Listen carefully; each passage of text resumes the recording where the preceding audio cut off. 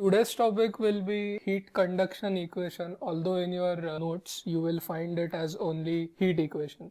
There are three modes of heat transfer which are currently known to us. Can you tell me which three? So the first mode of heat transfer is conduction, which you study probably in the school. The second mode of heat transfer is convection. And the third mode is radiation. Correct? In today's derivation, we are totally going to ignore the convection mode of heat transfer as well as radiation mode of heat transfer. Hence, the appropriate title would be heat conduction equation. So, we'll not be considering the heat energy being radiated by the surface of the object.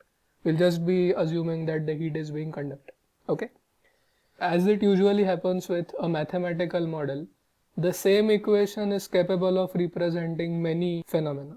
For example, the heat equation that we are going to study today can also be used to model any diffusion process.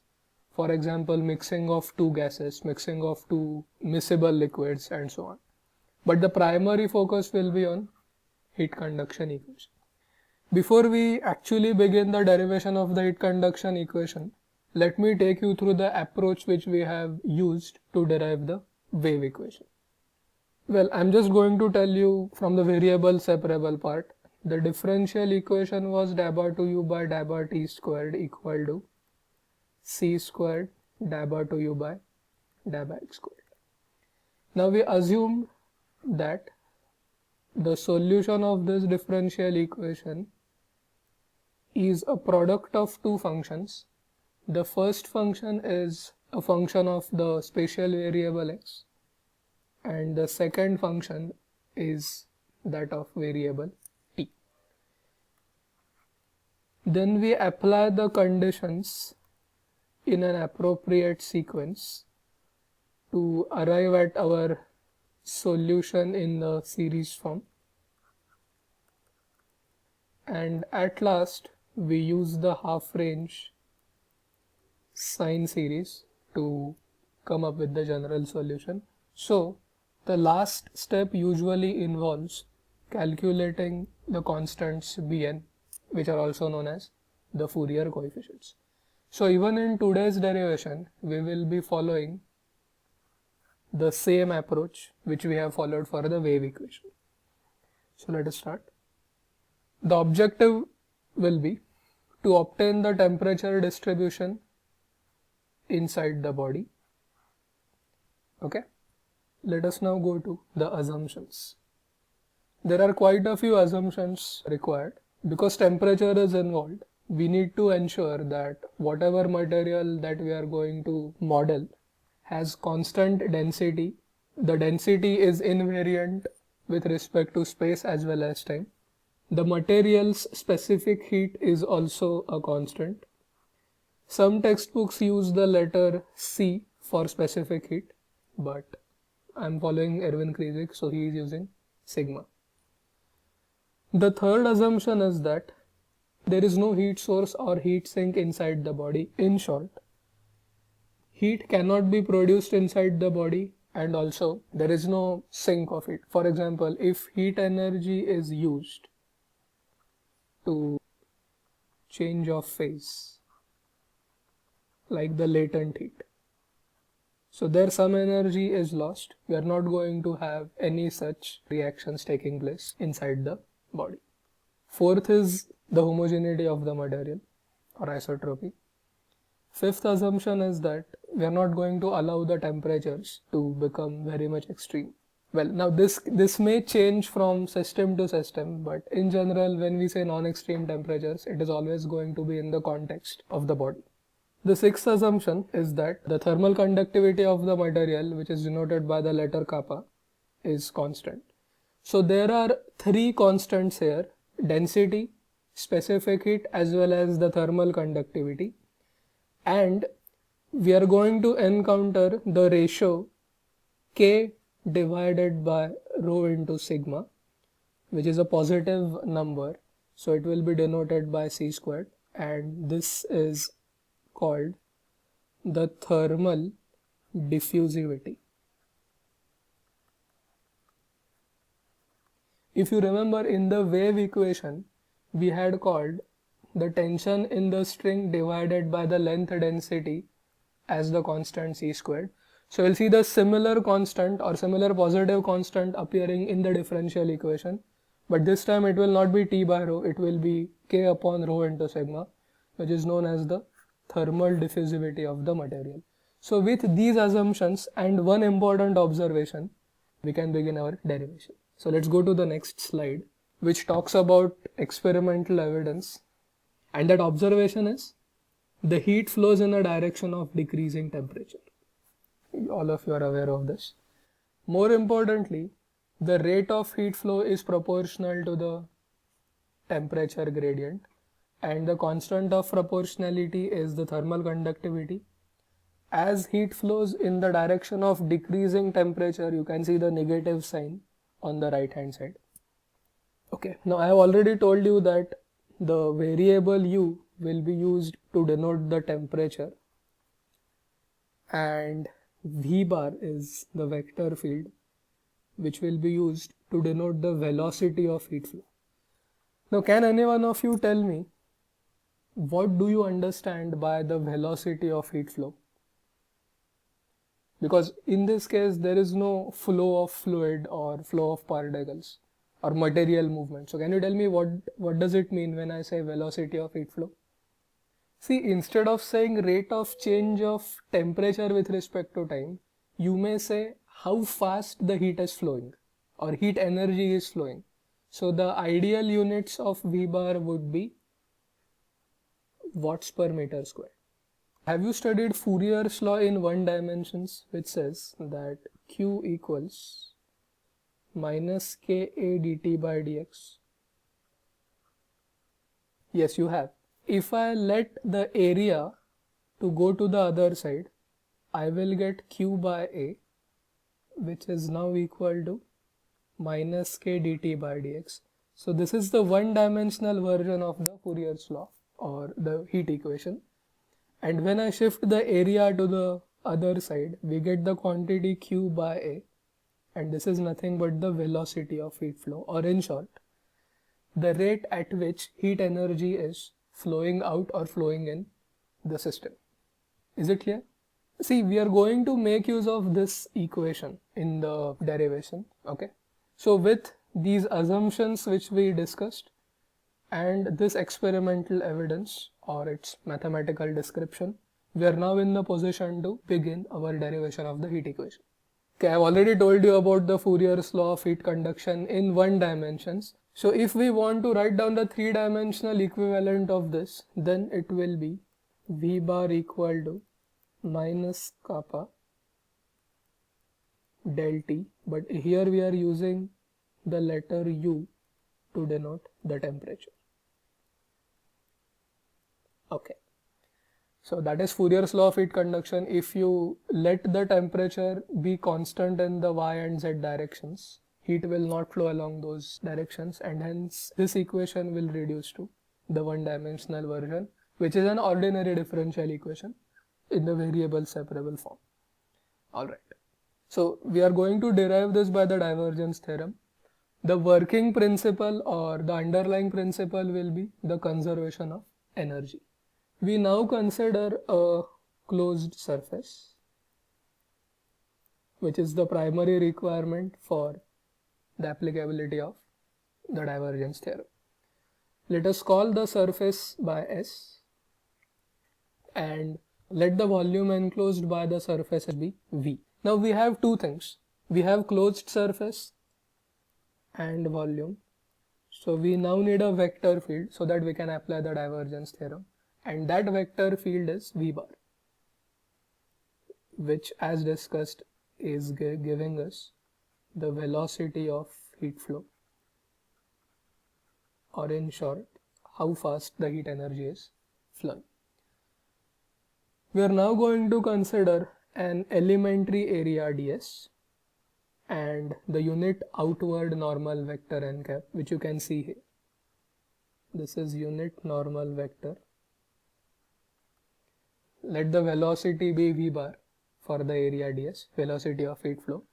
So what does the quantity V bar dot n cap ds represent? It represents the heat energy leaving the body through ds. If V bar makes an obtuse angle with n cap, it actually means that the heat energy is entering.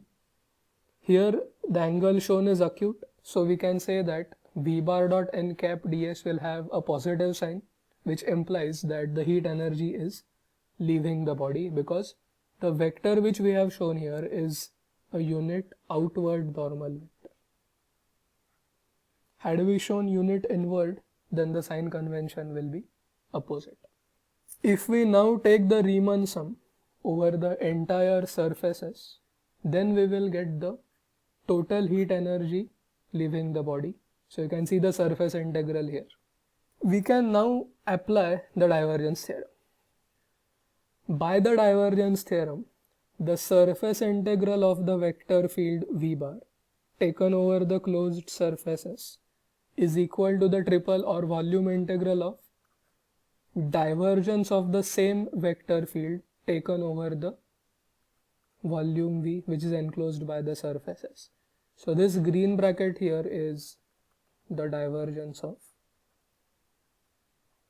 velocity of heat flow. Let us call this equation as alpha. So this is the term with which we started, the first term here, and we applied the divergence theorem and we got this term, the second. Now we are going to go back to the mathematical description of the experimental evidence that the heat always flows in the direction of decreasing temperature, which then allows us to write the vector field V bar as the gradient of the temperature field with the constant of proportionality kappa. Let me go back to that slide. This one. Can you see this equation? We have the vector function V bar in the volume integral where we have taken the divergence. So now we are going to make use of this relation between the heat flow field V bar and the temperature field U, which is V bar equal to minus kappa grad U, or V bar equal to minus kappa del U. So you will see the same function on the right hand side, which will replace V bar now here in the third term. You can see minus kappa, and the term inside the bracket is del U, which is the gradient of U. Now we recall the identity which we studied in the vector differential calculus, which says the divergence of gradient of any scalar function phi is equal to its Laplacian. So let us now use this identity to let the term or the integrand here del dot del U to be written as del squared U, or the Laplacian of U. Let's call this equation as beta. So note that the equality of the first and the second terms here is because of the divergence theorem, and the equality of the third term with the first two is because of the common observation that heat flows in a direction of decreasing temperature. Let's now go to the next slide. So now we are going to talk about the total amount of heat energy present inside the body, wherein we will be using the well-known formula mass into specific heat into the temperature change. And we are going to denote the total energy inside the body by the uppercase H. Note that H is a function of time. As we discussed earlier, the heat energy leaves the system or enters the system depending on the temperature gradient. So the total heat content inside the body is going to change with time. The elementary mass here will be the product of the density and the elementary volume dV. Sigma is the specific heat and U is the temperature. So the total heat energy inside the body will be rho sigma into U of xyzt into dV. Again, this is a triple integral. Now rate of decrease of the heat energy, what will it be equal to? It will be equal to the partial derivative of the total heat energy with respect to time with this negative sign, because we are assuming that the heat energy is decreasing. Remember the diagram that we showed here. We showed both V bar and N cap to be directed outward from the surface S, and that is the reason we are saying that the total heat content inside the body is decreasing. Let us now differentiate H with respect to T, but H is actually equal to this triple integral. Look at dV. dV does not involve time, so dV is as good as dx dy dz. So we can apply the Leibniz theorem, which allows us to differentiate the integrand here first with respect to time. As stated in the assumptions, the density and the specific heat, these are constants with respect to time, and hence the only thing that changes in the integrand is u, and therefore minus dA by h by dA by t will be equal to minus rho sigma dA by u by dA by t's triple integral taken over the volume V. Let's go to the last part now. So this is where we use the conservation of energy principle, which in short says that the heat energy, the rate of heat energy which is decreasing inside the body should be equal to the total heat energy, the rate of heat energy which is leaving the body, but by the divergence theorem we got it as minus kappa del squared u dV, so which then allows us to write this integrand here, kappa del squared u, as rho sigma dA by u by dA by t. So this is nothing but the equation gamma, this one. So basically we have now got two triple integrals. We have got the first triple integral from the divergence theorem and the second triple integral by writing down the total heat energy inside the body. Let's now equate these two by energy conservation, which then gives us kappa del squared u as rho sigma dA by u by dA by t. Now you may ask this question: why are we equating kappa del squared u to rho sigma dA by u by dA by t? Can we not have two different functions, let's call them f1 and f2, which have the same value of the integral? Yes, such cases do exist, but maybe for few specific domains. In this case, when we started, we did not say that our closed surface or the volume enclosed V is of spherical shape, is of cylindrical shape, is of conical shape, is of cubical shape. So what we are saying is this is applicable to any closed surface which encloses volume V, and that is the reason why we are equating the integrands themselves to each other. Let me give you a simpler example. The question that we are trying to answer here is, can we always have kappa del squared u equal to rho sigma dA by u by dA by t, which I have written here? To answer that question, let's try to make it simpler. Suppose there are two different curves defined in the closed interval AB. Let this yellow curve be f of x. Let this red curve be g of x. Let the point of intersection be a plus b comma 2 comma f of a plus b comma 2. So do you now agree that the value of the definite integral from a to b of f as well as g will be same? Yes, due to Riemann sum and because of the area occupied by these two curves, the x-axis and the lines x equal to a, x equal to b. But now if I change the function g, will you then again say that integral a to b f of x dx equal to integral a to b h of x dx? Not necessarily. See, let me give you specific example. 0 to pi by 2 sine raised to nx dx is equal to 0 to pi by 2 cos raised to nx dx. In fact, these are the formulas that we use in well, in some integral problems, which are known as Wallis formulas. But does this mean that sine raised to nx always equals to cos raised to nx? No. It so happens that for the limits 0 and pi by 2, these two functions produce the same value of the integral. But in general, if I replace 0 by any arbitrary number a, and if I do the same thing with pi by 2, I may not get the integrals to be equal. Okay, but here the point is that we are not talking about specific volumes here, like saying specific limits here, 0 to pi by 2. Here we are not saying that V is a very specific object. We are saying that as long as the divergence theorem applies, all our analysis is true.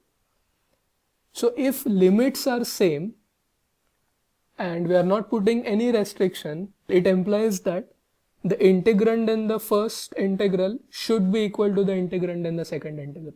Now see, this result is important. This result is actually the heat equation. I think you should give more time to this to grasp the idea that because this result is applicable to any closed volume V, we must have kappa del squared U equal to rho sigma di by U by di by T and not otherwise. So this equation here now is known as the heat equation, or the second big equation, first one being the wave equation. Now what I'm going to do is I'm going to shift the density term and the specific heat term to the left hand side. Then we will get di by U by di by T equal to kappa upon rho sigma into the Laplacian of U, which is del squared U, di by 2U by di by X squared, plus di by 2U by di by Y squared, plus di by 2U by di by Z squared. And this is the final partial differential equation. Note that it is linear and homogeneous. Second thing, I think I told you at the beginning of the presentation that the constant k by rho c or k by rho sigma is called as the thermal diffusivity. So in short, this equation is di by U by di by T equal to c squared into Laplacian of the temperature field U. Compare this with the one-dimensional wave equation. The wave equation which we had got was di by 2U by di by T squared equal to c squared di by 2U by di by X squared. If we now consider the one-dimensional equivalent of the heat equation, what will it be? It will be di by U by di by T equal to c squared di by 2U by di by X squared. Although the right hand sides resemble each other, there is this big difference in the left hand sides. For the wave equation, we have the second ordered partial derivative of the dependent variable U with respect to time, whereas in the heat equation we have the first ordered derivative of the dependent variable with respect to time. And you will now see that this drastically changes the solution of the differential equation.